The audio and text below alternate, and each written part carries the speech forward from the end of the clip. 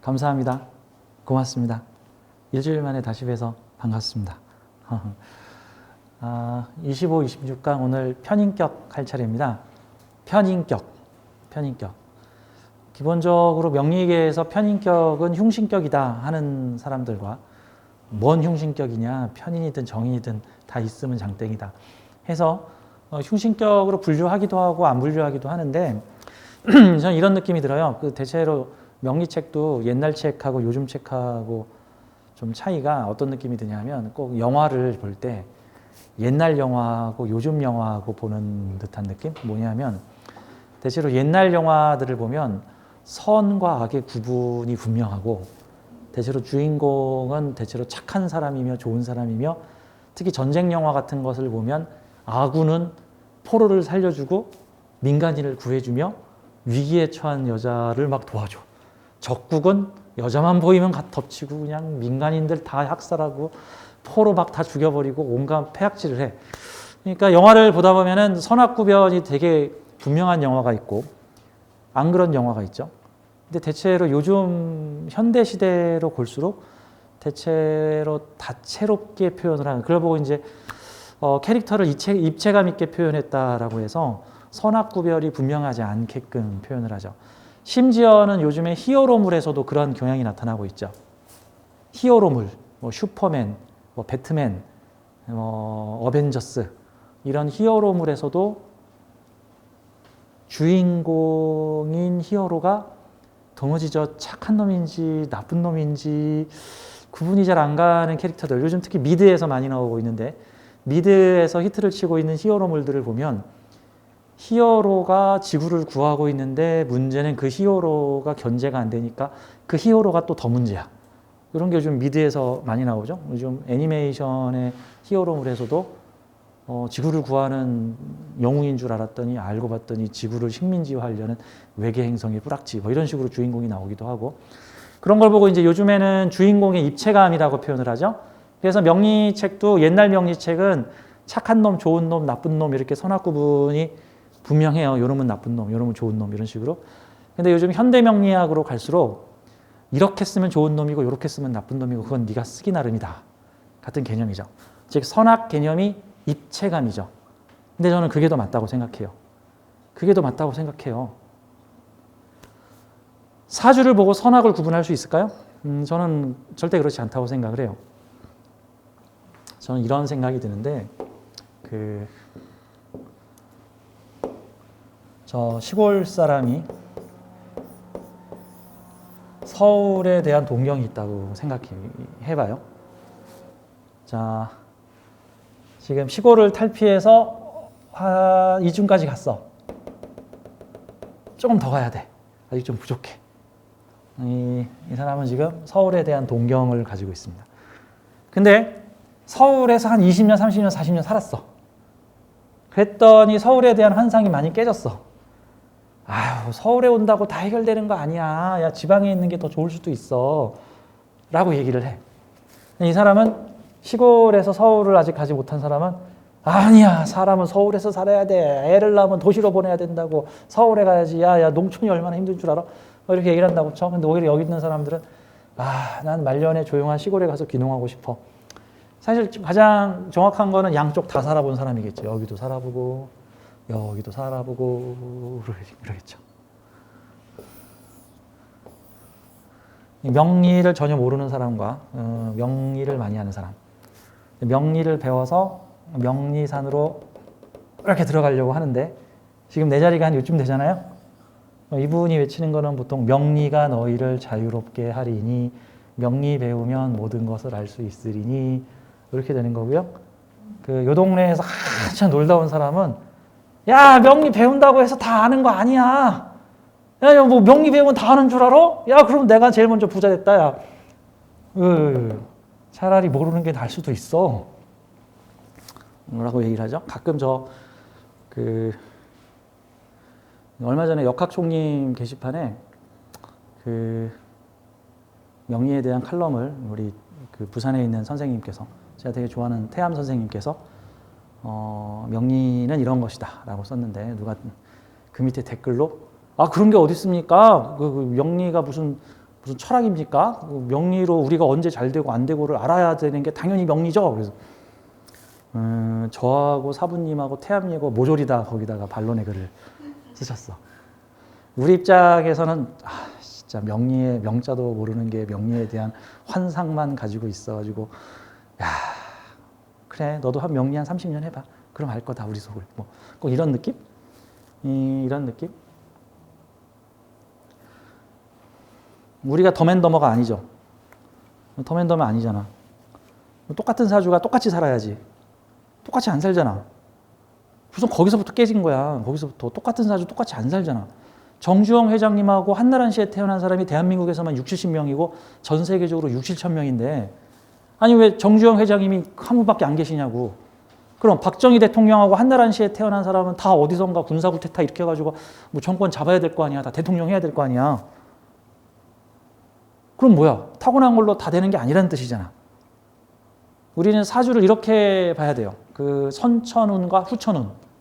선천운과 후천운. 우리가 공부하고 있는 이 사주는 어떤 면에서는 선천운에 대해서 공부하고 있죠. 타고나기를 이렇게 타고났다 정도로. 그걸로 다 되나? 아니요. 그걸로 다 안 돼. 후천운으로 그걸 만들어 가야 되는 거야. 후천운으로. 선천운과 후천운이 있습니다. 비중을 어느 정도로 보면 될까요? 저는 개인적으로 그건 뭐 어디 책에 써진 거 아닌데 저는 개인적으로 선천운과 그 선천운을 만들어가는 후천운의 비중을 저는 8대2로 봅니다. 선천운 20%, 후천운 80%.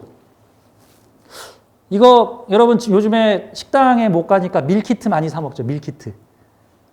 떡볶이 밀키트, 뭐 된장찌개 밀키트, 뭐 갈비찜 밀키트 해가지고 그 밀키트가 뭐예요? 한 반쯤 조리된 음식이잖아.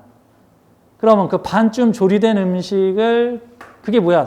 선천 음식이잖아. 선천 음식. 야 반쯤 조리했으니까 나머지는 네가 좀 마무리해서 잘 먹어라.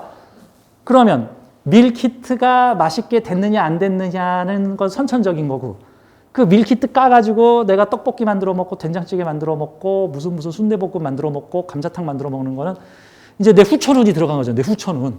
그렇죠? 내가 봤을 때 한 밀키트는 한 5대5 정도 되는 것 같아. 그렇죠? 맛있는 밀키트도 망치는 사람들이 있기 마련이니까.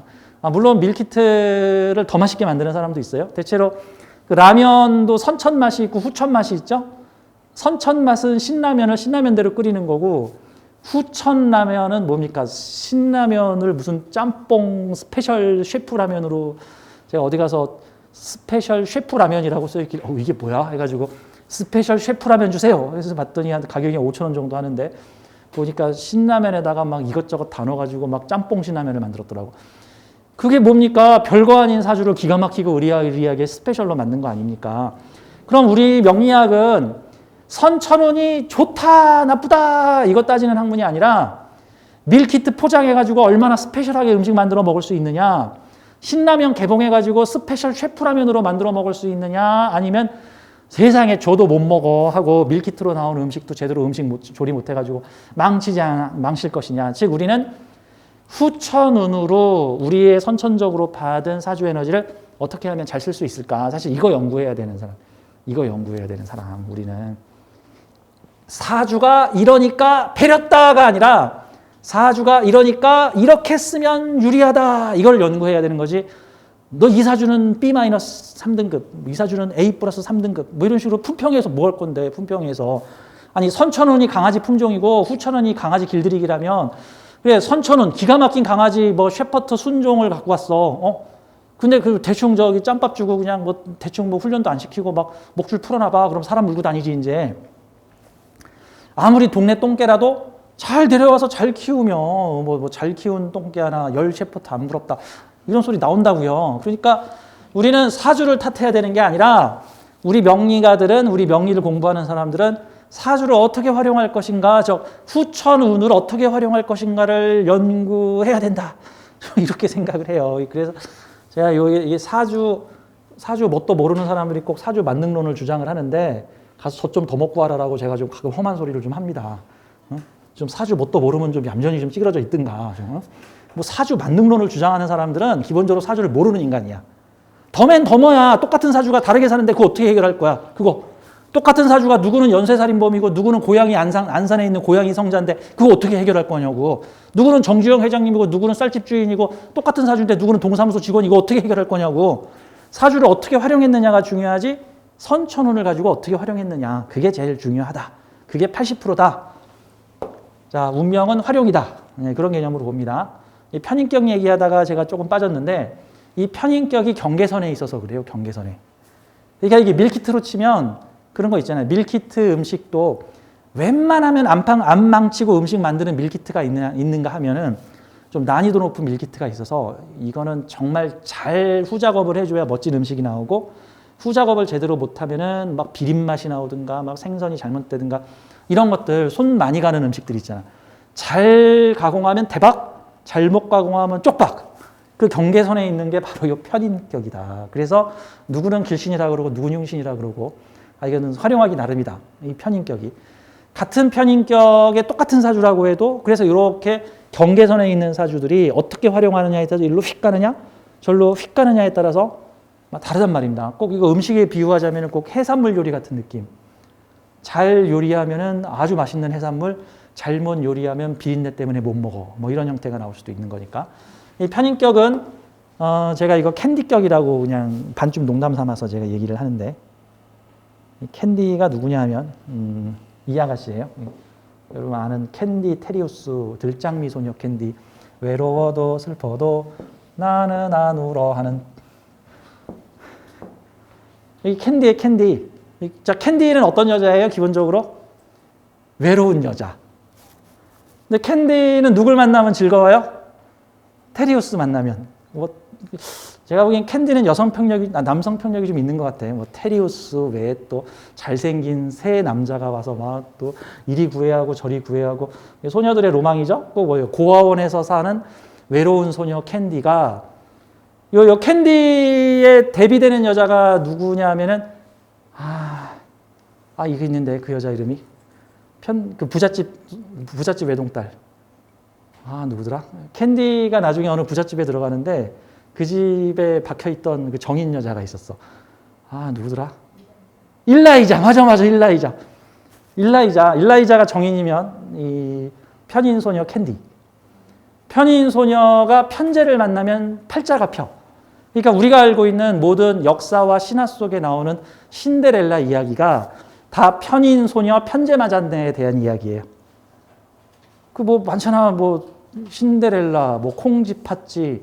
그 역사와 민족에 걸쳐서 이건 이제 신화의 원형이라 그러는데 모든 인간 사회에 비슷한 신화의 원형들이 있단 말이죠. 대표적인 게 신데렐라. 그 뭡니까 저기 골방에서 이렇게 청소하고 있던 신데렐라 마법사한테 소원을 빌었더니 예쁜 드레스 입혀가지고 왕궁에 갔네. 왕궁에 가서 12시까지 춤추다 조기 귀가해야 되는데 시간 놓쳤네. 구두 한 장 놓고 갔네. 왕자가 나를 찾네. 뭐 그래가지고 팔자 폈네. 요게 다 캔디와 관련된 얘기다. 편인 소녀 캔디 편제 맞다. 그래서 편인 사주에서 딱 월지가 편인이다. 그럼 우선 편제 어딨지? 그러니까 편제, 정제, 드러난 재성 없으면 지장간에라도 찾아 쓰고 지장간에도 없으면 대운세운 이렇게 쓰는 거예요. 그래서 편제가 있으면 편인을 다뤄서 쓸 수 있다. 같은 느낌이죠. 편인은 그 일종의 편중된 인성, 편중된 생각, 뭔가 몰입된 생각, 몰입된 아이디어. 그래서 이 편인격을 상상력, 지혜의 인성이라고 표현을 합니다. 그래서 지혜와 아이디어, 상상력, 철학과 예술의 별, 이게 편인격이다. 근데 문제는 이 상상력과 철학, 아이디어, 지혜가 한쪽으로 편중돼서 자칫하면 잘못 다루면 활용이 잘 안 되고 사회성 저하, 현실감 결여, 뭐 상상력 속에서 살고 현실은 꽝, 뭐 레인맨에 나오는 뭐 그 주인공, 뭐 이런 형태로 나타날 수가 있기 때문에 가급적이면은 편인이라고 하는 이 고난이도의 인성을 합리성을 통해서 논리적 합리성, 현실성을 통해서 다스려 줄 수 있는 재성이 필요하다. 마치 최면술을 걸었어. 어떤 사람한테 잠들어라 잠들어라 잠들어라 요 추를 보고 잠든다 똑딱똑딱똑 하다가 최면을 걸고 나중에 다시 현실로 돌아와라. 하나 둘 셋 하면 현실로 돌아옵니다. 하나 둘 셋 레드선. 레드선이 재성이야. 레드선. 근데 편인격 사주가 재성이 없으면 레드선이 안 되는 거야. 그러면 뭔가 편인의 상상의 나래 속에서 살고 있다. 그러다 재성을 만나면 현실로 돌아와서 자신의 상상력을 현실로 만든다. 그래서 편인격 사주가 정신을 이용하여 만들어내는 현실 창조의 원리, 시크릿을 가장 잘할 수 있다. 근데 이걸 부정적으로 시크릿을 해버리니까 맨날 부정적인 환경을 만들어 놓고 오면의 팔자야 이러고 있는단 말이죠.